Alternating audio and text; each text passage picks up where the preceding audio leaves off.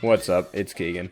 In the short time since the new ranked season started, League players have already managed to give me undeniable proof that autism does in fact speak. And really, it's already got me wanting to kill myself, so I decided to make a video, which still makes me want to kill myself, but slightly less than playing League does right now. So today, we'll be talking about the non-American African-American time boy, Echo. And as always, I'll be giving you a build to more efficiently transfer your autism into the game, but without having to say a single word in chat. There isn't really any specific role to play with this build, so just insta-lock Echo and say Phil to demonstrate your capacity and desire to work together with your team. It'll also help to remind your teammates that you do in fact have an affirmative action diversity quota to meet. The summoners you take at the start aren't overly important, since you'll be taking the Spellbook Keystone. However, I'd suggest that you start off by taking Smite and Teleport to help your jungler clear speed by going over to the buff opposite of where he starts and securing it for your team. Afterwards, you'll probably be a bit low on health and late to lane, so you can either head back to base to heal and teleport back to your lane, or you can do what a good team player would do, and teleport bot lane and gank for them. After that, you can swap out your summoners to improvise, adapt, and overcome to any future situations. Outside of Spellbook, your rune page is going to look like this. Make sure you grab your free Rolly and Yeezy since it gives you approximately $20,000 worth of free items. That is, until Riot nerfs it and makes you pick one or the other. But until then, make sure you cash in on it for as long as possible. The last rune you'll take in the inspiration tree is Approach Velocity to help you close the gap on enemy champions and peacefully beat them into submission with your Shock Baton. For your second page, take Sorcery, then grab Ultimate Hat to make sure you have as many one more times as you need. Then, you have the choice of either Transcendence for the free cooldown reduction, or Celerity to perpetuate stereotypes. As someone without a segue license, I don't know how to transition to this next part, so I'm just going to start by going over his abilities, starting with his passive. After hitting something 3 times with either an ability or an auto attack, Echo deals bonus magic damage, then does a rail of coke, allowing him to run at Kenyan speeds for a brief period of time. Next up is his Q, which sends out a Beyblade with a dim glowing particle effect brighter than my future. Hitting an enemy champion with this ability will deal magic damage and cause a 100% slow. Then, after a short delay, it'll return to Echo, dealing damage to anyone hit on the way back, which means that if you hit someone with your Q, you're essentially guaranteed to get 2 passive stacks on them.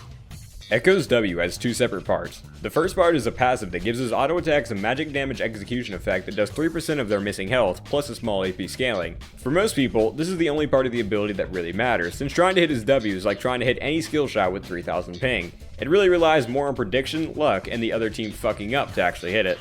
The best you can do is try to corral them into where you're throwing it and hope they're retarded enough to not notice your game of 4D shoots and ladders. It also gives you a shield regardless of if you hit a champion or not, so at least it's not a completely worthless active ability even if you are a fuck up. His major mobility ability is his E, which allows him to dash to a target location, then empowers his next auto attack, causing it to do extra damage and allowing him to blink to a target within 425 range. Be sure that you bind your taunt to this ability so you can show off how much skill you have while dashing away with your 0 cooldown ability. Finally, his ult is a move that he learned from his parents when they used it to pull out of his life. It allows him to easily bail out of commitments by sending himself back in time to a previous point where he wasn't a fuck up. It also heals him for a large amount and deals slightly more damage than a nuclear bomb to anyone standing in the area. The combination of his Q's 100% slow, his bonus movement speed from his passive, his low cooldown dash on his E, and his ult makes him into one of the slipperiest motherfuckers in the game, so feel free to do as much dumb shit as you want since you'll most likely still get away with it. To make sure you're getting peak performance out of Echo, I'd suggest that you follow the build that I'm now going to review. You're going to start off by buying a Zeerot. This is essentially the Swiss Army knife of items. It gives you armor, magic resist, health regen, movement speed, and the ability to triple proxy. With Spellbook and Ionian Boots of Lucidity, you should be able to place deep wards in their base and TP back every 3 minutes, which will, at the very least, irritate the piss out of people. Triple proxying does come with a bit of a downside though. There won't be a champion in your lane to actively push for tower, and the only thing your minions will do is suicide to the enemy player, much like my teammates in rank. So to slightly offset this, buy a Banner of Command and use it on a cannon minion to act as a stand-in for you. Just be sure to spam your damage control and blame aversion pings in case your lane decides to roam to counteract the inevitable flame that'll come if they succeed in ganking another lane. Also, later in the game, be sure to use Banner on a minion in a separate lane with Zeerot to split push 2 lanes at once, and make the game into what feels like a 6v5 for the other team. It's at this point in the game you can take your hands off the keyboard and let the build mechanically outplay the other team's towers for you.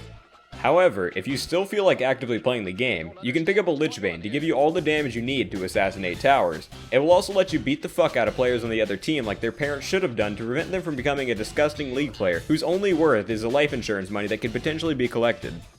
After Lich Bane, pick up a Spirit Visage to synergize with your ult and cap out your cooldown reduction. Then, get a Warmogs to synergize with the Spirit Visage and make it so they have no way of forcing you to stop split pushing unless they somehow manage to kill you. But like I said earlier, Echo is one of the slipperiest motherfuckers on the planet. The overall goal of this build is to push the other team into having a high blood pressure related stroke caused by your obnoxious split pushing and playstyle. So for the best results, try to play as if you were Trick 2G. Hopefully this build will do the world justice by helping kill off the League community with the cancer it causes. Alright, I'm done.